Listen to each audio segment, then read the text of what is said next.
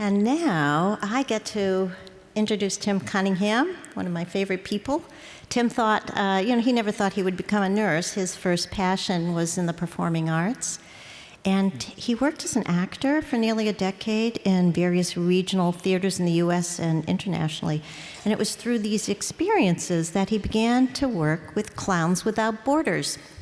It's a small nonprofit. It sends professional artists into war zones, refugee camps, and other zones of crisis with the simple mission of catalyzing laughter and playfulness, which we can all use a good hefty dose of. Tim currently serves as the corporate director of patient family centered care at Emory Healthcare. Please join me in welcoming Tim Cunningham.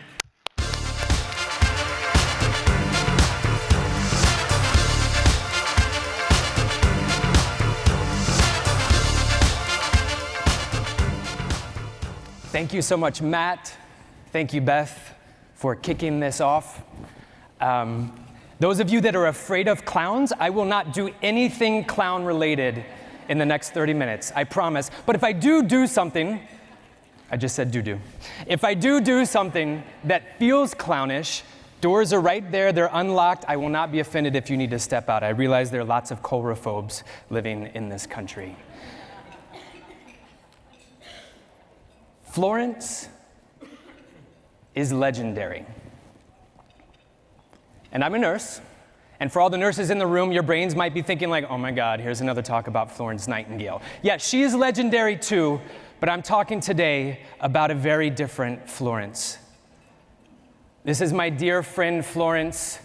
Florence was my first mentor when I started working in the pediatric emergency department at the University of Virginia about a decade ago. When Florence walked into a room, everything changed. We could have screaming kids, upset parents, whatever was going on, she would step in the room and the energy just settled in. Florence was also extraordinary with her knowledge and wisdom. She had worked in the health system, I think, for her entire career. And so everybody on the team would go to her when they had a question. Attendings, nurses, residents, fellows, sometimes hospital administrators would show up and pull Florence aside and ask her what's up.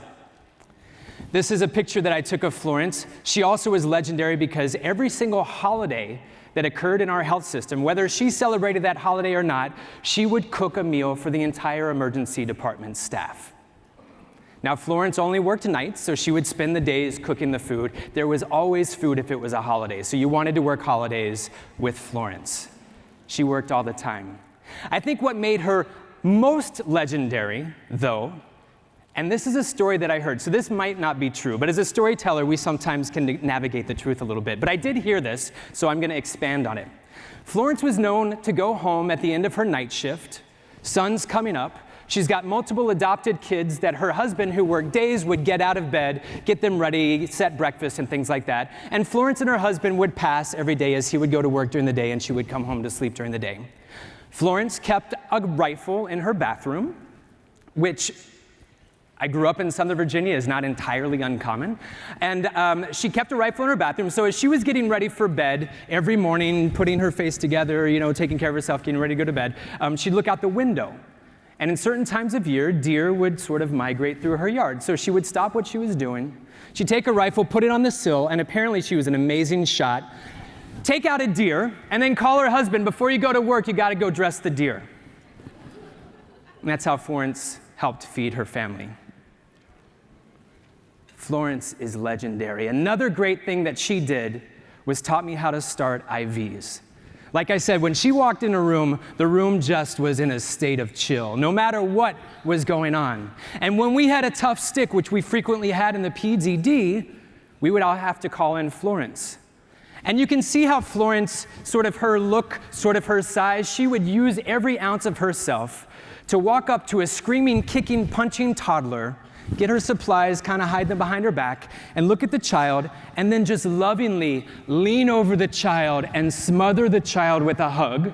Child starts to coo. Florence gets up, and there's a 22 gauge in the back of the kid's hand.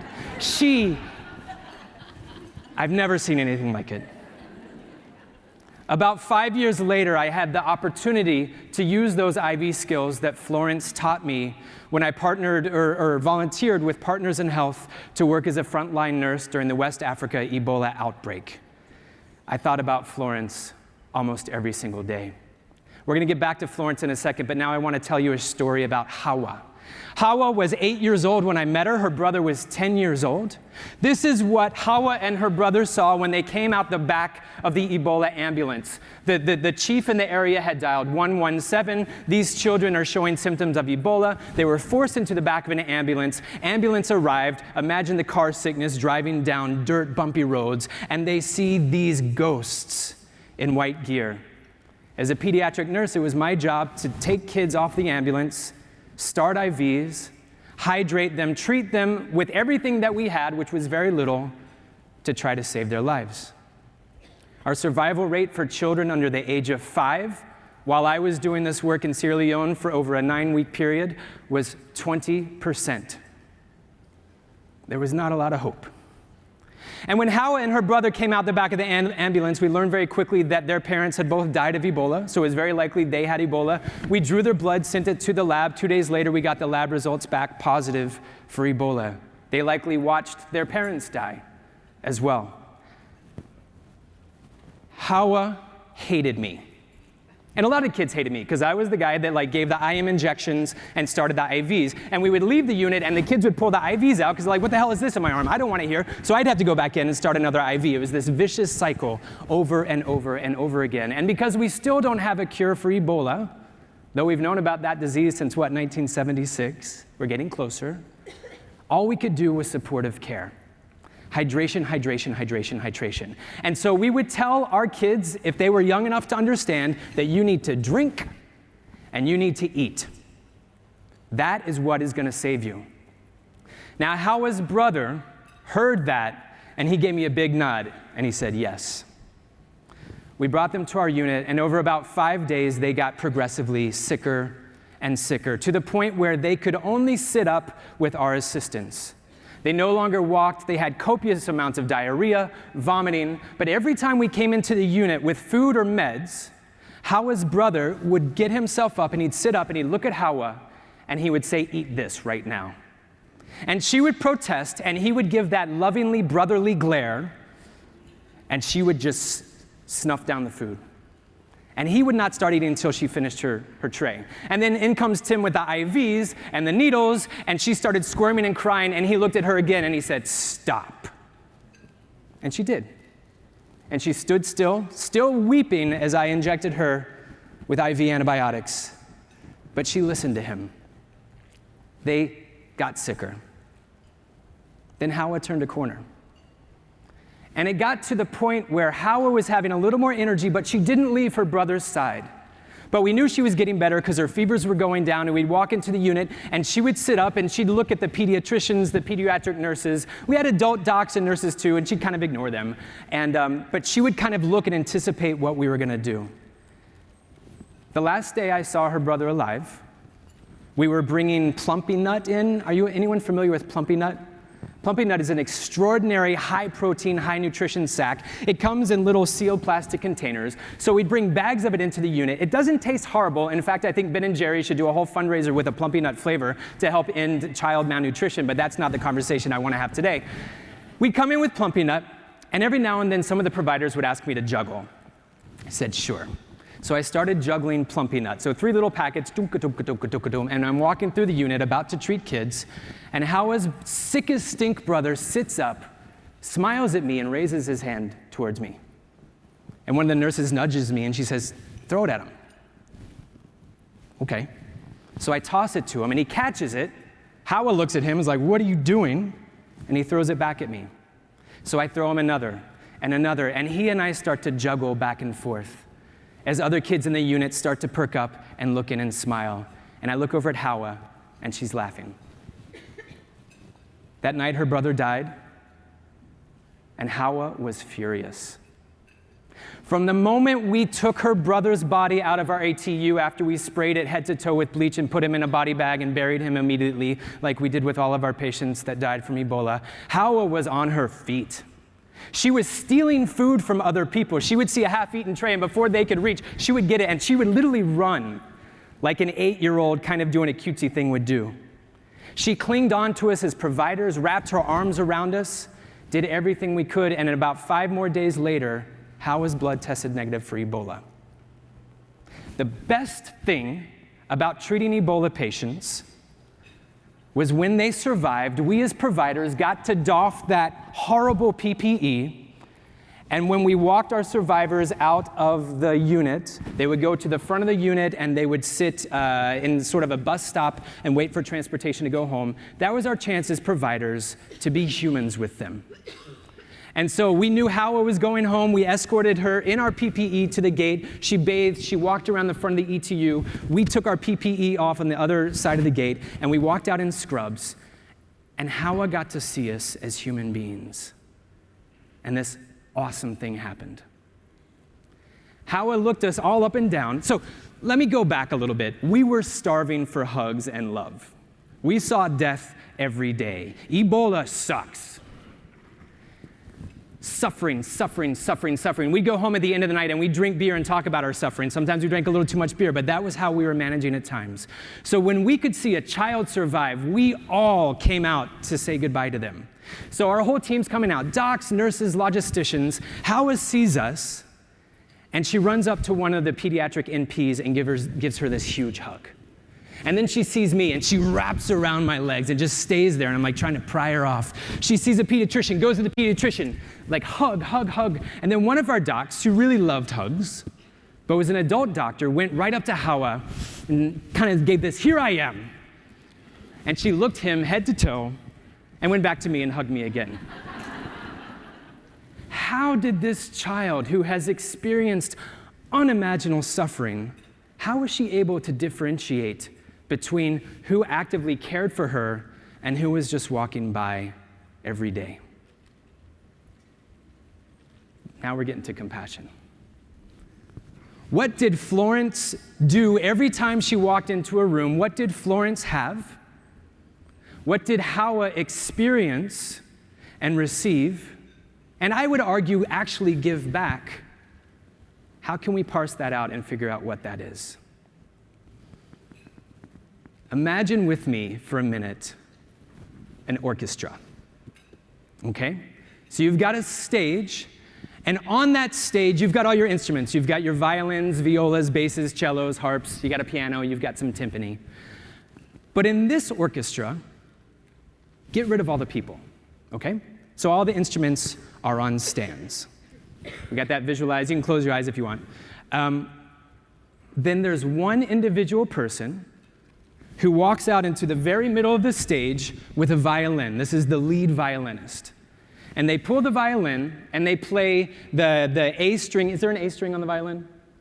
Yeah, okay, good. I was about to say G string, but I didn't. So the person stands in the middle of the stage and plays the A string on the violin. Now, there are no other people on stage. What happens?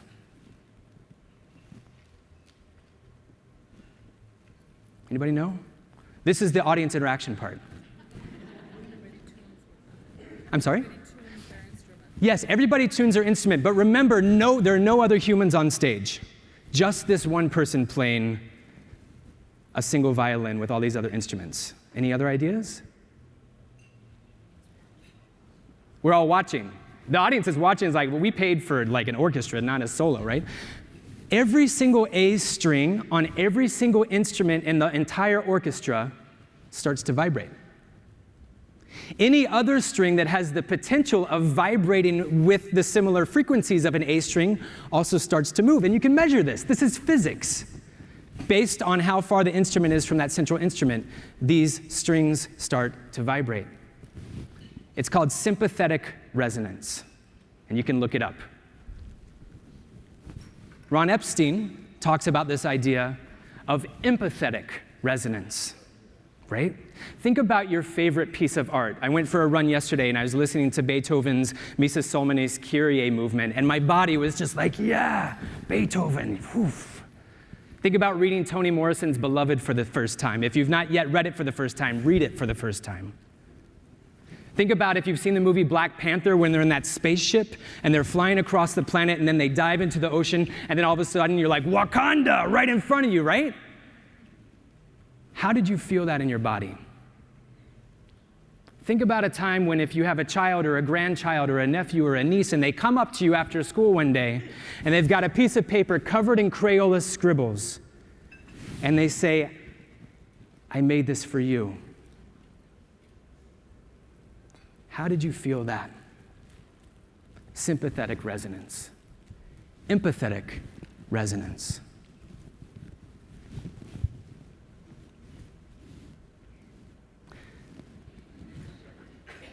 This is a rubber chicken. This is a vibratory object that just flopped out of my pocket, and there was a pause and a moment of discomfort, and then laughter that just started to surface. Sympathetic resonance. I propose a new idea. We know and are learning more and more about the differences between empathy and compassion. We know that sympathy is not empathy. We know that empathy is not compassion. We know that compassion regenerates itself. It invigorates us. It helps get us out of the bed each morning, even if we know we're going to treat children dying of Ebola, when we are practicing and experiencing compassion. I would argue that Florence brought compassionate resonance to all the work that she did every day. I would argue that Howell witnessed and experienced compassionate resonance and then gave it back to us by selecting who she wanted to hug and doing what she needed to do to take care of herself. Compassionate resonance. Let's shift gears just for another second. Can you all see what this is? Let me zoom in, it might be a little bit easier. This is a photograph that I took about 18 months ago while working in a Rohingya refugee camp. I was working in an urgent care, primary care clinic in what is now the world's largest refugee camp. We had to leave the camp every evening before the sun went down, otherwise we would be arrested by the military. And some days when the clinic wrapped up sooner than we had expected, we would be invited to go walk through the camp. And every time we walked through the camp, this massive deforested area, tents everywhere, impossible slopes, raw sewage, people moving around, sick, dying, healthy people, we would see these guys. Kites. Everywhere we looked. Kids collected random scraps of plastic, they tied them up with a piece of wood or some string, and kids were running and flying and playing and showing off their kites.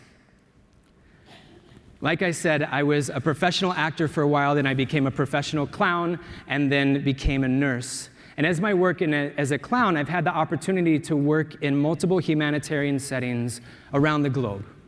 I'm extremely grateful for that, always challenging that work, thinking about that work, writing about that work in my new children's book that I just published, about the one thing that I have seen everywhere, and it's kites. No matter how deep the suffering has been in the places where I've worked, we always see kids finding kites, flying kites. If there's plastic and there's string, kites are up in the air. Remember the last time you watched a kite fly? Maybe you looked up at the clouds. How did you feel?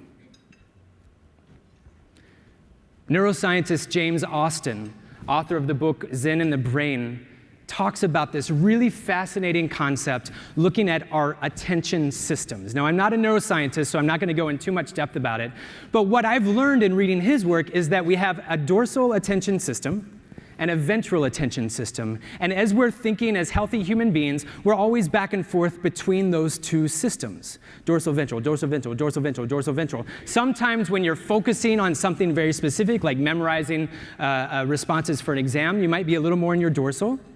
And sometimes when you're taking in a big, beautiful beach and like finding where you want to put your beach chair for vacation, you might be a little more in the ventral, but you're always going back and forth, back and forth, back and forth. What I find most interesting is that this research, and it's a small body of research, suggests that when we spend time in our dorsal brain, we are more focused on egocentric thoughts.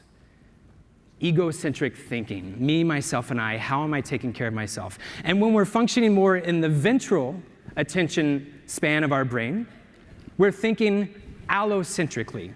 James Austin defines allocentric as thinking about the space, the room in front of you, others around you, and less about yourself. So we're back and forth, back and forth, back and forth, back and forth. I think as we talk about compassion over the next few days, we will constantly be thinking much more allocentrically, I would hope, than egocentrically to see the compassion going on around us.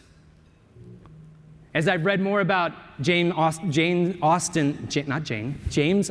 work, he also suggests that we can engage those attention systems by a simple movement of the eyeballs. Now, again, this is a small body of evidence, but I think it's fascinating. He would argue that by simply looking upwards, we engage the ventral attention system, just by looking upwards. So it would follow that by looking upwards, we could take in the space around us better, taking in the opportunities to experience, to provide authentic compassion just by looking up. Now let's think about it. What direction do we spend most of our days looking? Right? I mean, when I worked at UVA, it was really challenging to cross the street when classes would start because like all the kids are, and you're almost running people over with bikes all the time, right? So imagine that. Are we more deeply engaging our egocentric mind the more we find ourselves looking downward? And if so, maybe that's something that we can actively do to change. Kites. When you go outside on this beautiful day, take a look at the clouds. See if you can see any kites up there flying and see how that feels. Sometimes we have to be creative. We talk a lot about compassion, and this week you're going to hear a lot of conversations about the evidence behind compassion, research supporting compassion, and we're going to go down these academic rabbit holes, and we're going to talk about people like the Dalai Lama and all these people that are way up here that are really so far from who we actually are because these are like extraordinary people and brilliant scientists. It's easy to forget that we are all capable in connecting with compassion. It's also easy to forget, as we share these really sweet stories, that compassion does not always look so sweet. My mentor, John Bartels, is in the room today. He helped develop the pause, which we know has spread to 4 continents globally. He calls it fierce compassion. And it makes me think about a time when I worked at New York Presbyterian Cornell as an emergency nurse, and we had a guy come in. He was a professional weightlifter from another country. He didn't speak a lot of English, and he had taken a lot of drugs. A lot of drugs. And I remember when he came into our ED, this guy was a bull. It took about 10 of us just to hold him down as he was kicking and fighting and punching, and then we had to give him enough Valium to probably kill 2 horses to finally calm him down enough so that he didn't hurt himself, so that no one on our team got hurt, and so that we could help restabilize him. After intubating him and sitting with him for a while, when we extubated him, he came to and he said, "I don't know what just happened, but thanks for taking such good care of me." Compassion can get nasty, and we shouldn't forget that as we go through and learn more about it and explore it. This chicken's cousin, I think it's a cousin, I don't know, Amazon, you can buy this on Amazon for like $20, get a bag of 50. This chicken's cousin was taken in a photograph in a hospital, a trauma hospital in Kabul, Afghanistan, just a year or so ago. One of my colleagues that I worked with in the Ebola crisis wanted to bring some chickens to go work in this hospital, so I sent her a bag. I said, "What are you gonna do with the chicken?" She said, "I don't know, but I just need to have them there." And so she would carry the chicken in her scrub pocket when she would round. Now, this is the only trauma hospital in the region, and as those of you that are following the news know that the war has not gone anywhere, if not escalated and elevated. The child's foot that you see belongs to a child that at some point was playing with 2 other friends. They were outside. There was a field, and in that field was an interesting looking object. And I think we all know the rest of that story. One of the children went up to the object because their kids, "What is this?" lifted it, and it was a mine.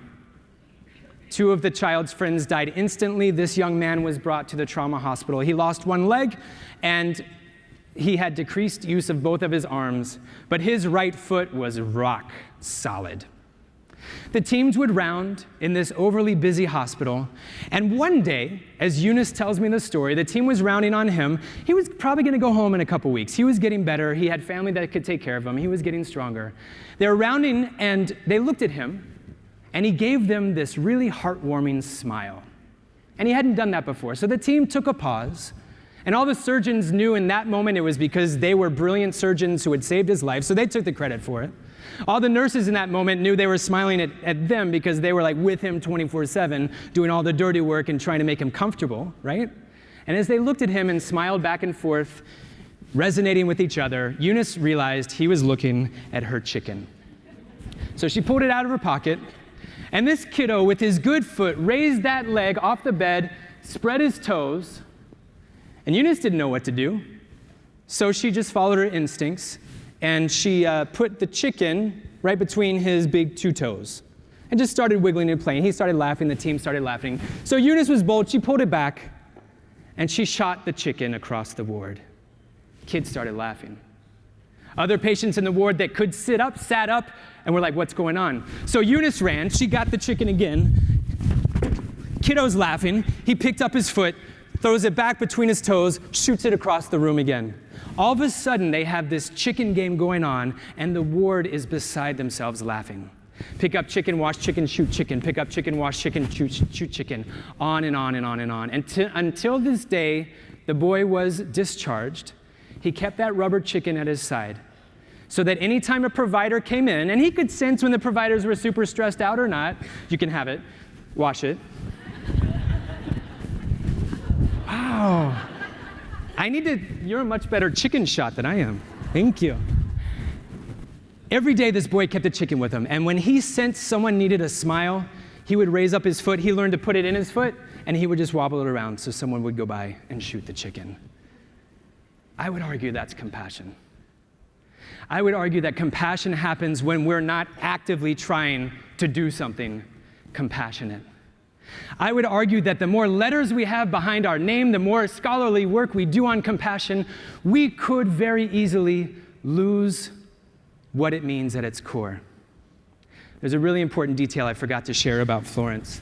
Florence wasn't a nurse. Florence was a nurse's assistant. And she worked in our health system at a time. She started working then when we hired lots and lots of nurse assistants. She was raising kids. She didn't have time to go back to school. Though she was so wise because she had been there for so long, she was the smartest person on our unit. Florence was afraid for her job many times because our health system, like many health systems, started to get rid of CNAs, saying go back to school, get your RN, your ADN, your BSN, otherwise find work elsewhere. But Florence was so daggone good that our health system grandmothered her in and said, but Florence, just stay right here. You got this. She spent the majority of her career working for us. A couple months before retiring, Florence was kind of wearing out. She was exhausted. She was setting up a retirement party, a really strange thing that our health system does, and maybe it's not strange, maybe this happens in all big academic health systems, is when you've been there a certain amount of time and you retire, they give you a chair. And so Florence was lined up to have a retirement party, and she was going to get a chair. And she deserved that chair because her knees had worn out. So before her retirement party, getting her chair, that I guess had the emblem of the university on the back and all that fun stuff, she got her knees replaced. Surgery went okay, till 2 days later she spiked a fever. Florence developed an infection in the joint. Teams did everything they could to treat it, but the infection spread into her heart and into her brain, and Florence never left the hospital.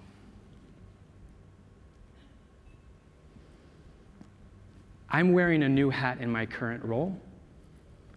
As the Director of Patient and Family-Centered Care at Emory Healthcare, it is my job to actively find my Florences.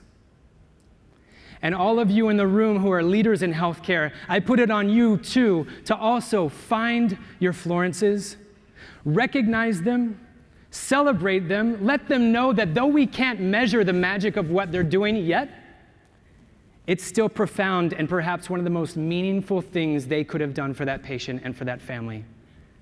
And I'd entreat you to do it before it's too late. As I was putting this talk together, A poem came to mind that I had read when I was an undergrad, and I want to share it with you all to wrap things up. If you want to close your eyes as I read, feel free. If you want to keep your eyes open, try looking up. See what happens. This poem is called Home by William Alexander Percy from his book In New York. I have a need of silence and of stars. Too much is said too loudly. I am dazed. The silken sound of world infinity is lost in voices shouting to be heard. I once knew men as earnest and less shrill, an undermeaning that I caught, I miss among these ears that hear all sounds save silence. These eyes that see so much, but not the sky. These minds that gain all knowledge, but no calm. If suddenly the desperate music ceased, could they return to life? Or would they stand in dancers' attitudes, puzzled, polite, and striking vaguely, hand on tired hand for an encore to fill the ghastly pause? I do not know. Some rhythm there may be, I cannot hear.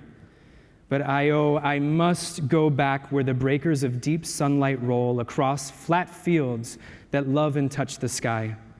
Back to the more of earth, the less of man, where there is still a plain simplicity. And friendship pour in everything but love, and faith unwise, unquestioned, but a star. Soon now the peace of summer will be there with cloudy fire of myrtles in full bloom. And when the marvelous wide evenings come, across the molten river one can see the misty willow green of Arcady. And then the summer stars. I will go home. Who are your summer stars? Who are your Florences? Thank you.